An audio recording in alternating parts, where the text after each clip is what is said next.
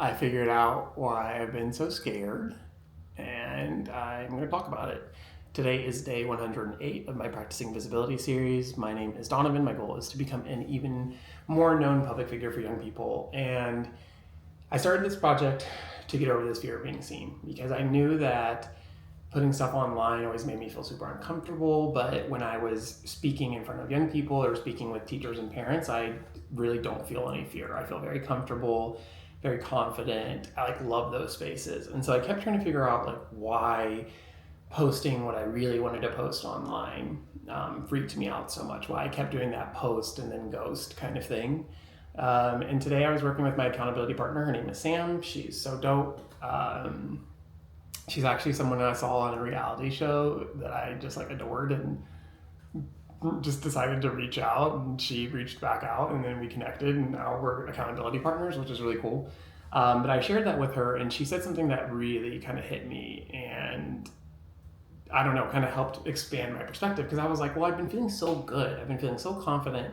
And then today I was going through all these clips of these moments I had where I was speaking with young people, and they're so powerful and they're so aligned with what I believe and what I teach kids. And I'm like, this is the stuff I want to show people, because in reality, right, my dream is to have a talk show with kids, and not a silly one, but literally a talk show where kids can talk about things that matter to them. Yes, we can laugh and have fun, but also a place where kids can be taken seriously.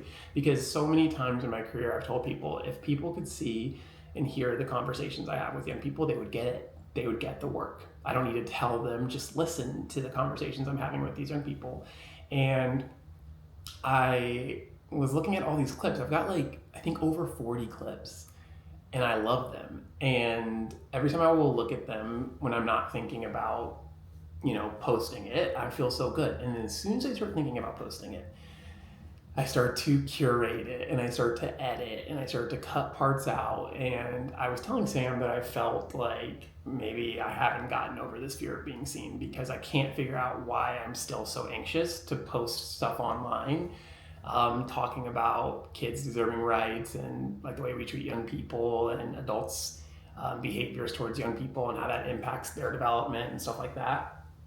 And then she said, is it that you are afraid of being seen, or is there this kind of fear around or wanting to protect the message? And as soon as she said that, I was like, yeah, that's what it is. Because when you post stuff online and more and more people see it, there are always going to be people that push back on it. And even though the majority of my audience really understands where I'm coming from in terms of youth empowerment and really get what I'm trying to do, I know that the more people that see this or see my work, the more likely there will be people that push back. And here's the thing, okay? Pushing back is not bad. I don't mind people pushing back on stuff, because in reality, if you have a valid point, I want to know, because I want to learn. I'm always open to learning. I think I have a responsibility as someone who works with young people to learn as much as I can, and to be really sure of what I'm teaching. To back it with data, to back it with research. So it's not just me pretending to know what I'm talking about, but these things actually come from frameworks and theories and all that stuff. But people are weird, bro. People are so weird online. And all it takes is, almost getting a little emotional, all it takes is one person being like, this guy shouldn't work with kids, right? All it takes is one little rumor or one little thing that people can then pin on me and say, this guy shouldn't be working with kids. And I've built my entire professional career around supporting and helping young people. And if that was to go away because I'm being doxxed, or because, a certain group of people find my work and think it's too radical, or, start to call me an indoctrinator, or even worse, right? I won't say what, but I think you can figure it out. It's gone. All of it's gone. And I'm trying to grapple with this thought of who am I without the work, which used to be a really scary question, but now I feel really good about it. But I realize it's not that I'm afraid of being seen, just me on my own, but I'm just worried that people will take this message and do something weird with it, and people will kind of throw dirt on my name because they don't understand what I'm saying. And I know that this work is important, and I want to protect it, because if I protect it, it gets to stay. I get to keep doing it, and I get to keep working with kids. And yeah, I mean, I'm still wrapping my head around this.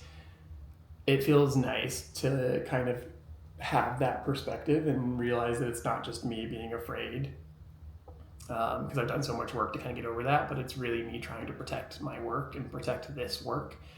Um, and then I will have to get to that point where I do cross that threshold and really just lean into it and let people be what it is. But it's like I'd rather build credibility through working with people who care and working with people who understand and people who want to learn versus like sending my messages out to millions of people, right? Where all it takes is one person or a group of people, um, to warp it and warp me and make my message into something it's not.